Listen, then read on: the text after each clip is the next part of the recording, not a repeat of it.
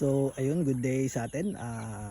Ang tanong dito is anong madalas na nagiging problema natin sa mga sisyo, no? Mga 1 to 3 months, mga ganyan na edad.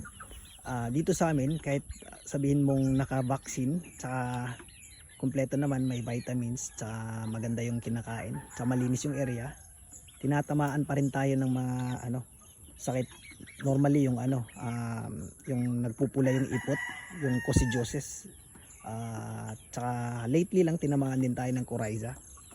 Tapos ginagawa namin sa mga ganyan, pagka coryza, ina-isolate namin, tapos antibacterial. Hindi tayo magbabanggit, no? So gagawin lang natin dyan, pag bibili tayo ng gamot, basahin lang natin yung yung description niya sa likod. Meron niyang nakasulat na yung specific sa sakit na meron sa mga alaga.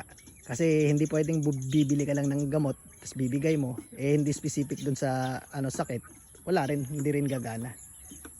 Kaya ganun lang, observe nyo lang yung mostly lang kasi pagkasisiw napapansin natin yan sa droppings nila observe nyo yung droppings, tapos dapat malinis din yung lugar, tapos i-isolate sila at gamutin hanggang mga